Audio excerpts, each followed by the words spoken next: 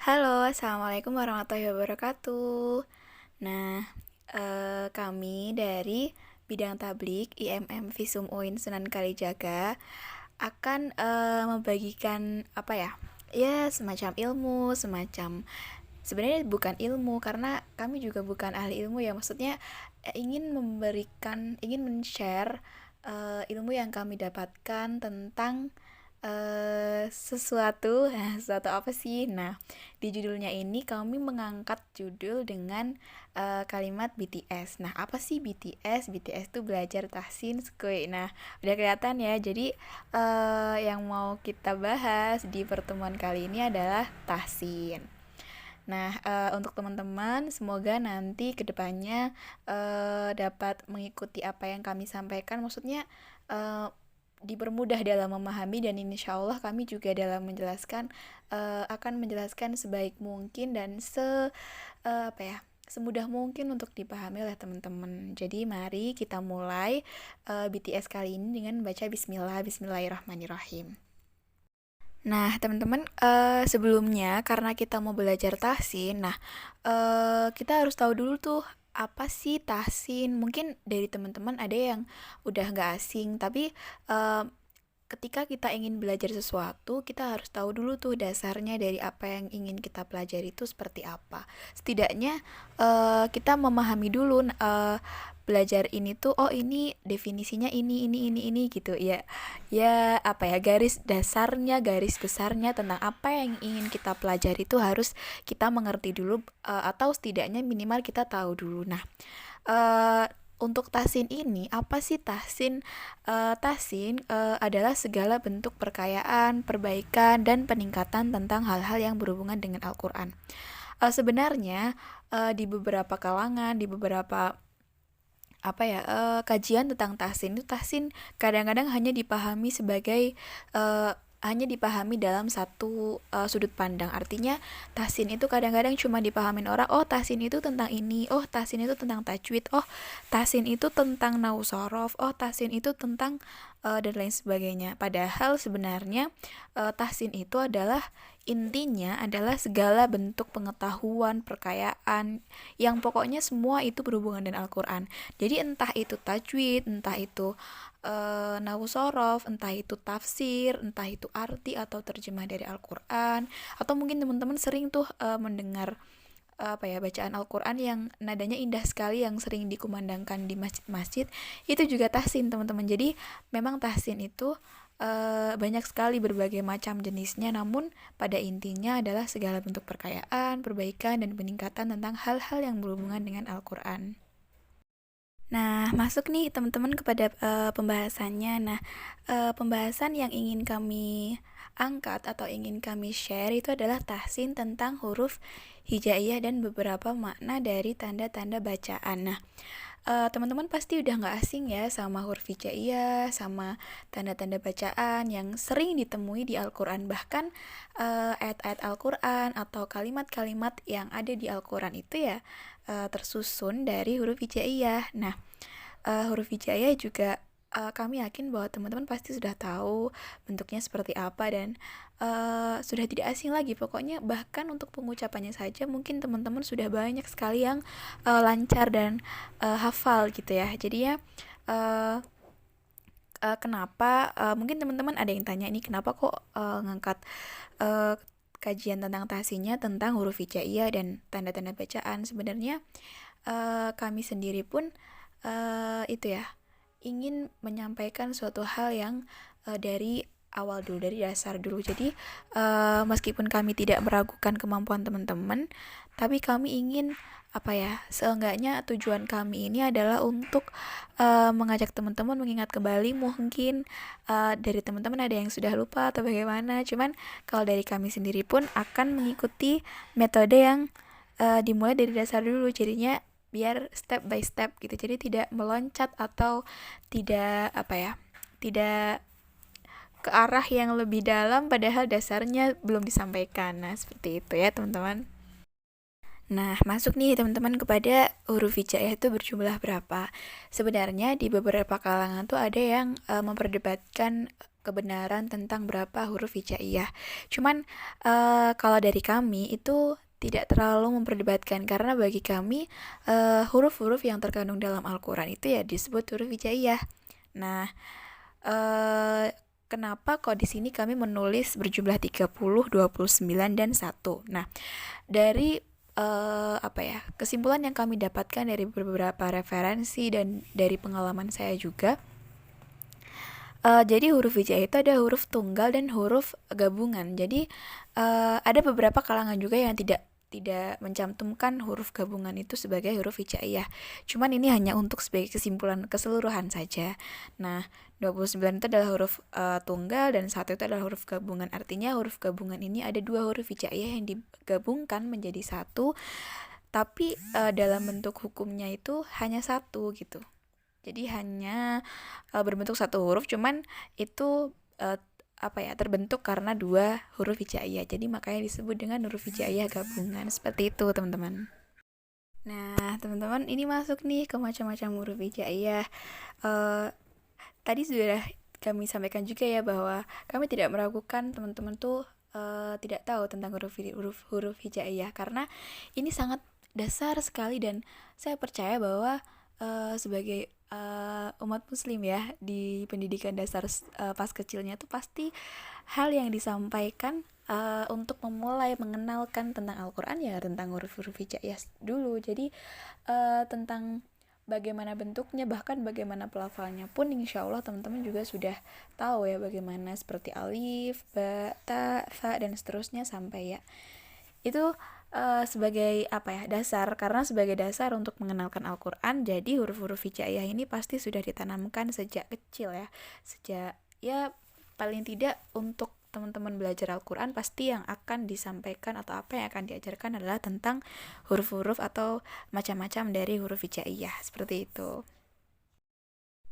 Selanjutnya adalah keterangan pelafalan atau diistilahkan dengan makhrajul huruf.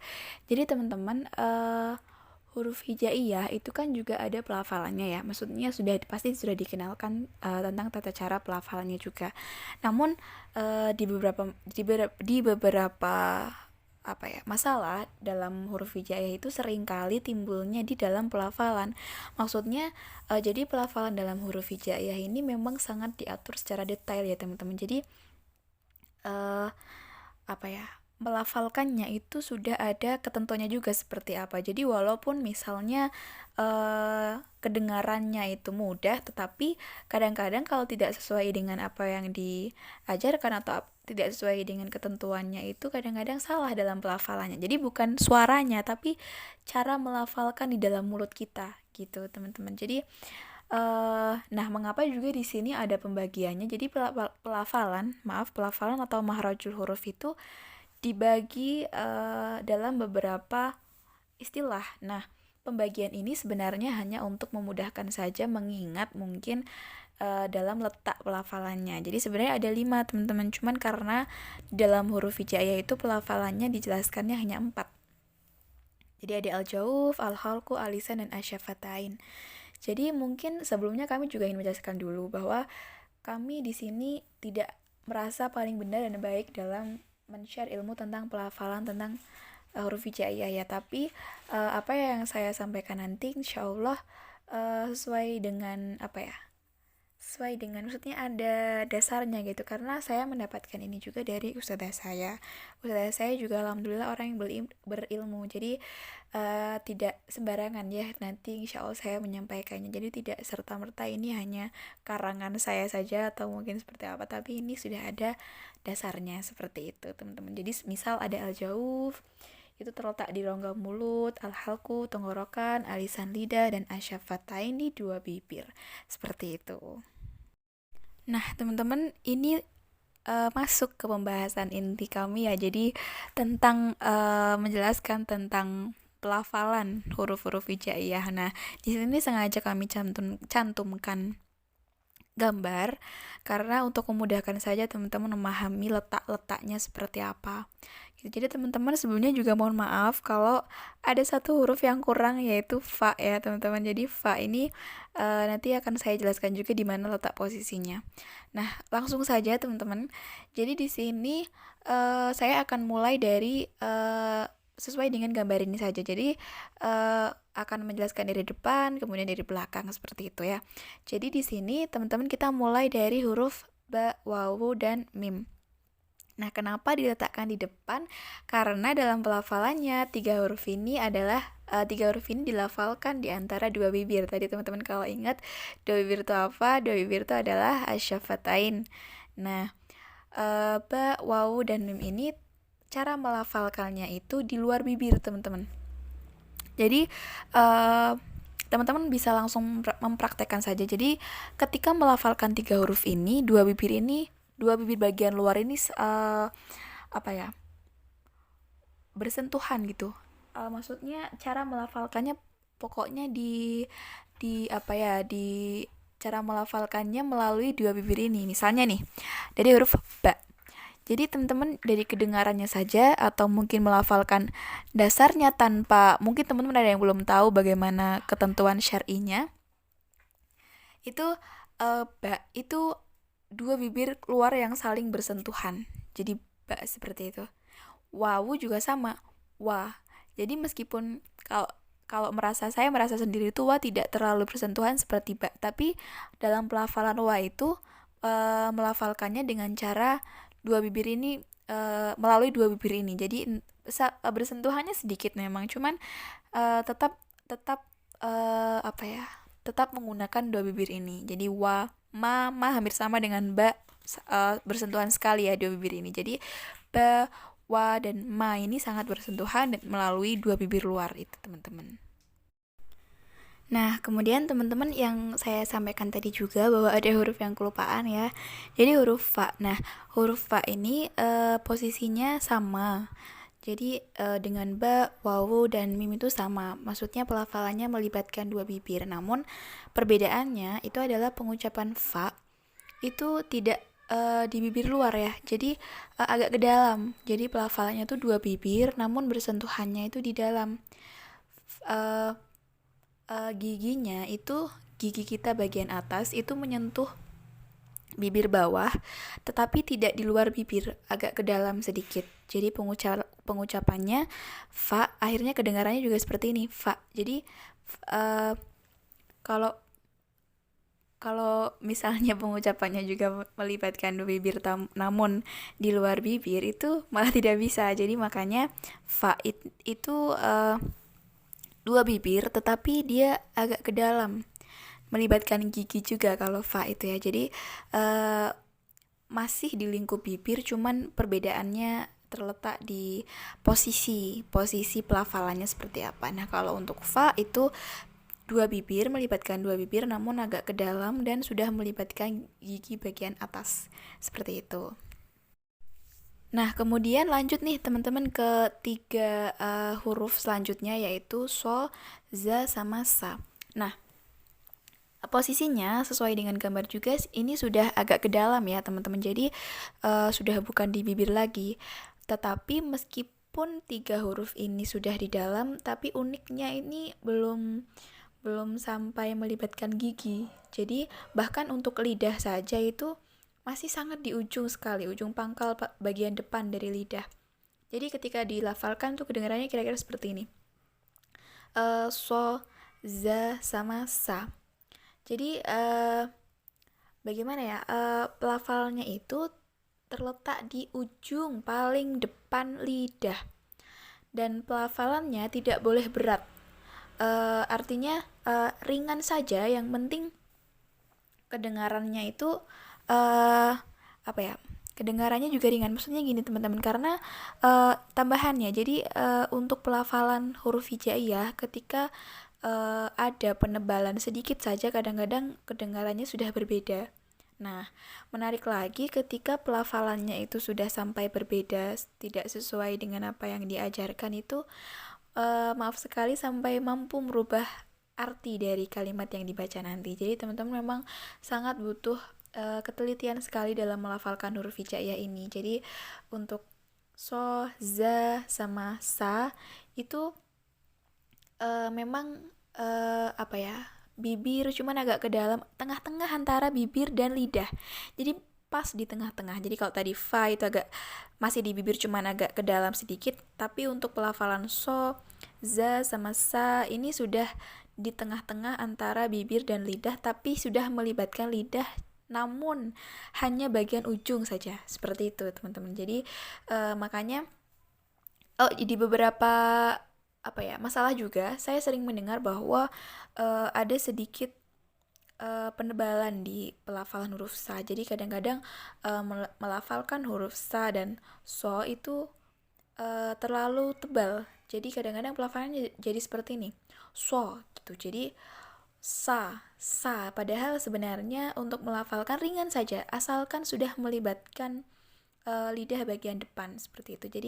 Jadi kedengarannya pun ringan. Jadi so, za sama sa. Jadi ringan sekali didengarkan. Jadi karena memang untuk pelafalan huruf hijaiyah ini ada ketentuan tebal dan ringannya. Jadi karena itu juga akan mempengaruhi di pelafalan dan kedengarannya seperti apa, itu juga akan berpengaruh ya teman-teman.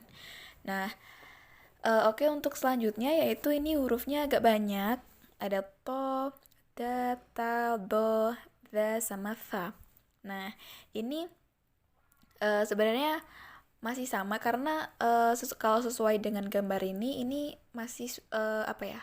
Kalau sesuai gambar ini sudah termasuk di dalam mulut ya. Jadi perbedaannya nanti mungkin hanya terletak di mana titik tepatnya seperti itu. Jadi untuk huruf to, da, ta, sama do, da, sama tha itu sudah melibatkan lidah, tapi lidahnya ini tidak di belakangnya so, za, sama sa. Jadi dia masih sama-sama di ujung. Cuman sudah apa ya?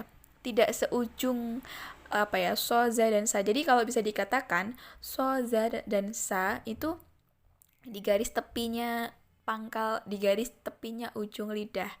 Tapi kalau untuk to, da, ta, do, da, sama sa itu sudah benar-benar dalam lidah, cuman dia di bagian depan juga gitu. Jadi sudah ada lidahnya memang sudah benar-benar terasa seperti itu. Cuman letaknya itu di dalam, agak ke belakang, maaf, bukan di dalam tapi agak ke belakang, lagi gitu, sedikit dari so, za, dan sa. Nah, untuk pelafalannya to, da, dan ta ini memiliki kesamaan ya, jadi hampir sama, mungkin masih sama juga kalau saya pikir dan saya rasakan juga. Jadi pelafalannya ini sudah melibatkan gigi bagian atas. Jadi to, da, jadi gigi kita lengkungan gigi atas ini menyentuh lidahnya itu di bagian depan, di bagian depan lidah, sehingga nanti ketika dirasa atau diraba nanti lidahnya sudah agak keluar sedikit. Itu cara apa ya? Cara memastikan. Jadi giginya sudah menyentuh lidahnya nanti akan keluar sedikit. Nah, itu untuk memastikan pelafalan dari to, da, ta, do, da, sama tha.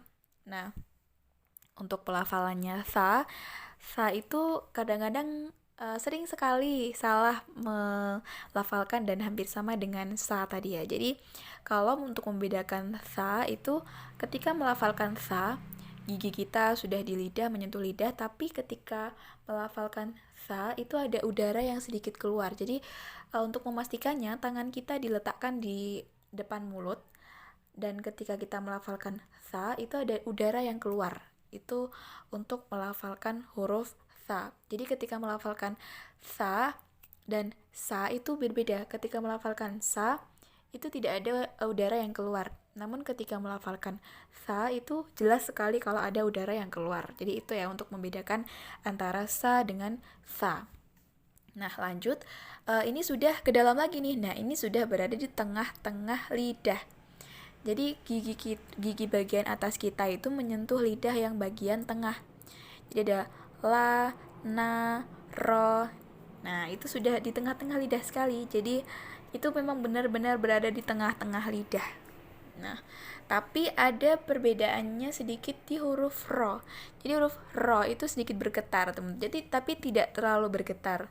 Bergetarnya karena mungkin pengaruh dari pelafalannya saja ya. Jadi uniknya ini teman-teman, walaupun uh, huruf hijaiyah ini terletaknya sama, tapi Allah memberikan keunikan kepada cara kita melafalkan. Jadi suaranya itu bisa berbeda-beda walaupun letaknya huruf itu sama. Jadi mungkin itu yang harus kita syukuri teman-teman, bahwa kita diberikan kelancaran dalam berbicara sehingga kita mampu membedakan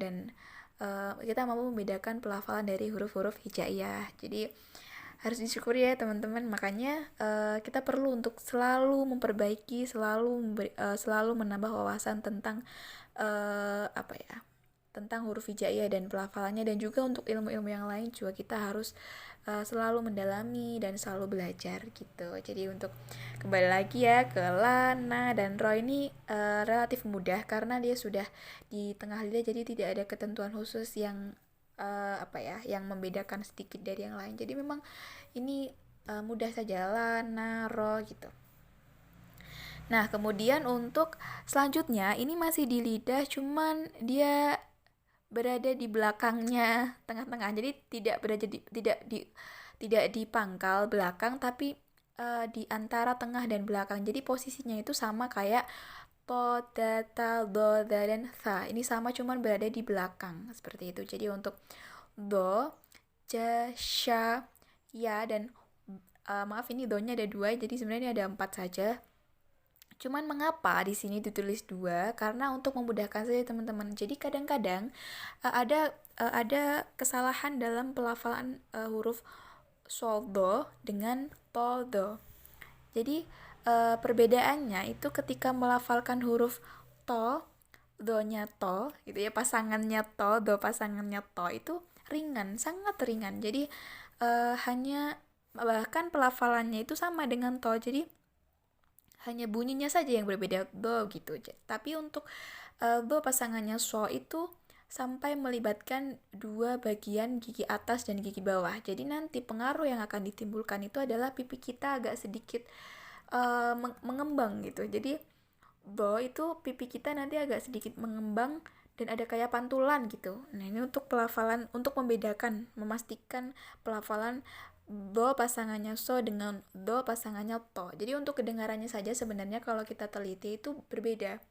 Karena kalau do pasangannya so itu sudah agak berat sedikit. Makanya di kedengarannya itu akan berbeda ketika kita jeli untuk membedakan antara do pasangannya to dengan do pasangannya so, seperti itu ya teman-teman. Nah, untuk yang lain seperti ja itu masih ringan, relatif mudah. Yang penting dia posisinya di belakang. Ja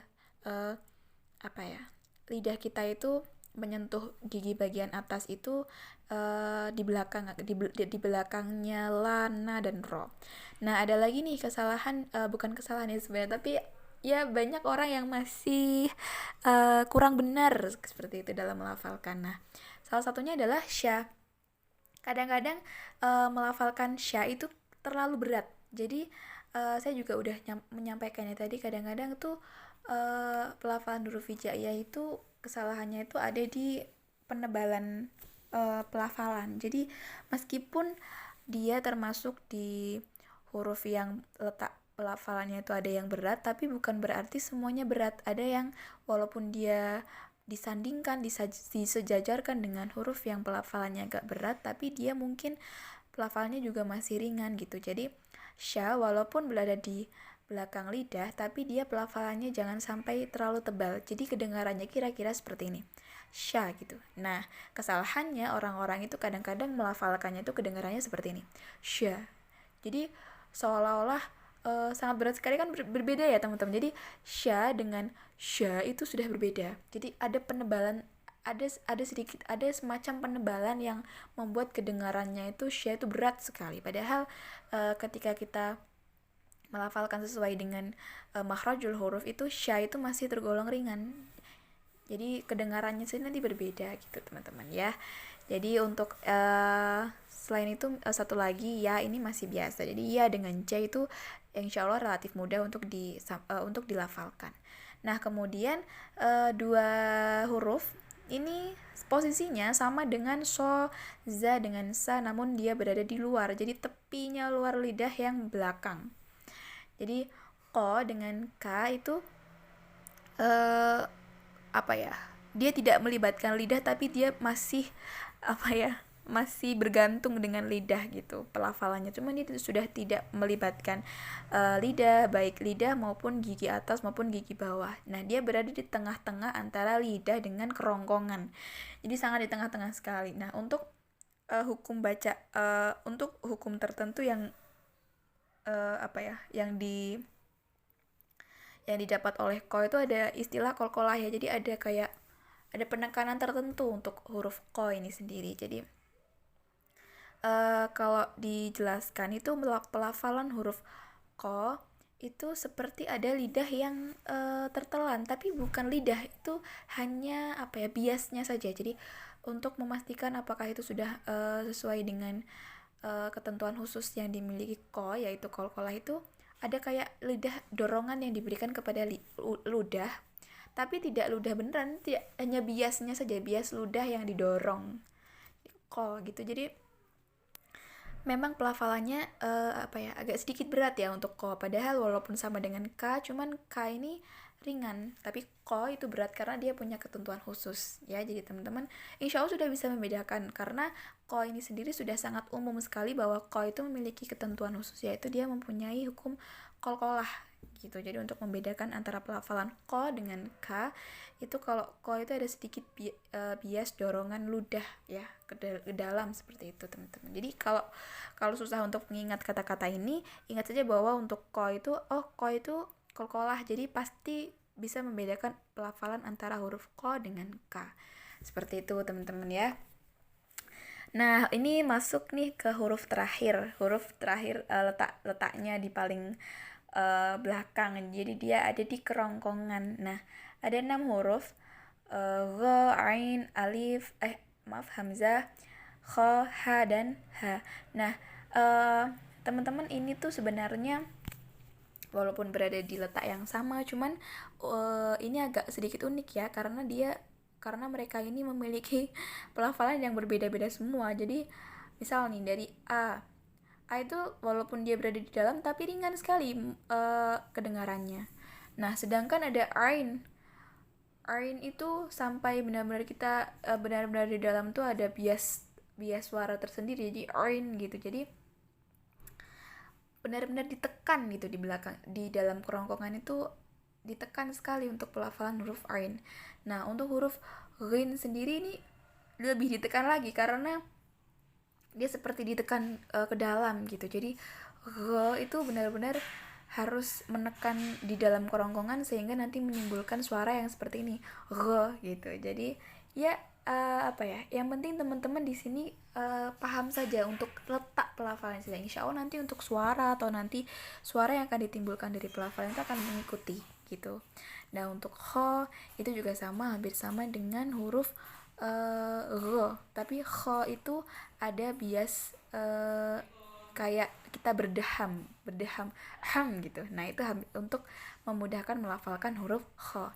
Nah, uniknya lagi di sini disandingkan dengan huruf h, padahal sebenarnya kedengarannya huruf h ini sangat halus sekali, tapi dia berada di kerongkongan. Jadi bagaimana memposisikan huruf halus ini dalam kerongkongan itu sangat harus teliti sekali. Jadi kalau dulu saudara saya tuh pernah bilang bahwa untuk melafalkan huruf H itu mesra. Jadi makanya kenapa mesra, karena kalau mesra itu biasanya halus. Nah, makanya untuk mengingat-ingat pelafalan huruf H itu halus walaupun dia berada di dalam kerongkongan. Nah, yang terakhir adalah huruf H. Huruf H ini adalah menurut saya mungkin penekanannya agak lebih berat dibandingkan yang lain karena dia sampai melibatkan gerakan di dada. Jadi menekankannya itu sampai masuk ke dalam dada, jadi gitu. Jadi ada gerakan, mungkin di beberapa orang itu ada gerakan di kedua bahunya gitu, saking menekan untuk pelafalan huruf H.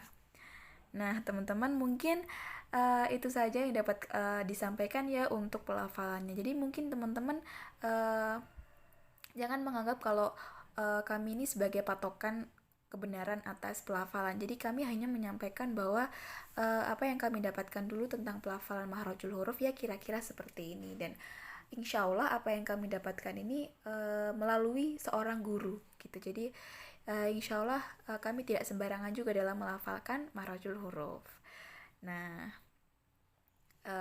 untuk nanti aplikasinya seperti apa teman-teman, untuk memudahkan awalnya saja yang penting mengingat posisi huruf-huruf hijaiyah ini di mana saja, seperti itu ya teman-teman. Nah, kemudian kita lanjut ke tanda-tanda bacaan. Jadi tadi sudah panjang lebar sekali ya menjelaskan tentang huruf hijaiyah. Nah, kemudian masuk ke tanda-tanda bacaan. Sebenarnya tanda-tanda bacaan yang kami ingin sampaikan juga sudah umum juga sebenarnya teman-teman. Jadi misal kayak harokat itu pasti sudah tahu semuanya. Kalau harokat tuh ya ada fathah, kasroh, doma, sukun, tanwin, tasdid, dan mat. Dan mungkin untuk tanwinnya itu ada fathah tain, kasrah tain, dhammah tanwin. Ya seperti itu. Untuk huruf-hurufnya juga bagaimana bentuknya insya Allah teman-teman juga sudah paham. Jadi fathah itu saya mengambil contohnya dari huruf alif saja. Jadi ketika alif dikasih harokat fathah ya bacanya a, kasroh i, dhammah u, dan sukun itu dijatuhkan ke nun sukun. Jadi pelafalannya sehingga pelafalannya menjadi an ketika dikasih harokat fathah kemudian disukunkan itu nanti membacanya jadi an. Untuk tanwin sama. Jadi untuk tanwin itu pelafalannya itu harokat 3 harokat dasar tadi fathah, kasroh, dhammah kemudian dijatuhkan kepada huruf nun membacanya sehingga kedengarannya itu misalnya untuk fathah tain akhirnya fathah tanwin itu akhirnya nanti kedengarannya jadi an, kasroh in, kasroh tanwin in, dan dhammah tanwin itu un, seperti itu. Nah untuk tasdid itu adalah double, jadi pelafalannya apa ya, double lah seperti itu. Jadi saya yakin teman-teman juga sudah tahu kalau tasdid itu ya bentuknya seperti apa dan melafalnya seperti apa. Nah untuk mat itu adalah tentang panjang. Jadi untuk huruf-huruf hijaiyah yang kemudian membacanya panjang itu disebut dengan mat, seperti itu. Nah untuk tanda-tanda baca huruf hijaiyah tertentu itu seperti wakaf saktah dan nun kecil. Sebelumnya maaf sekali kalau misalnya tidak ada gambarnya ya. Jadi untuk penjelasannya saja, wakaf saktah itu ketika kita menemui saktah, hurufnya saktah itu kalau diarabkan juga cara membacanya saktah. Jadi nanti ketika teman-teman menemukan itu kira-kira bentuknya ada sin, kaf, ta, sama ha. Jadi itu gabungan dari huruf-huruf itu kemudian dibacanya huruf saktah, seperti itu. Nah cara untuk apa ya memaknainya, ketika kita bertemu dengan huruf ini kita berhenti sejenak namun jangan mengambil nafas. Jadi kita tidak boleh mengambil nafas. Jadi walaupun anjurannya adalah berhenti namun tidak mengambil nafas. Jadi berhenti sejenak, tidak mengambil nafas, kemudian melanjutkan lagi ke huruf kebacaan selanjutnya. Nah, itu untuk penjelasan hukum bacaan wakaf saktah. Nah, dan untuk nun kecil ini sendiri sebenarnya kalau dari saya juga itu agak sedikit ragu untuk menjelaskan.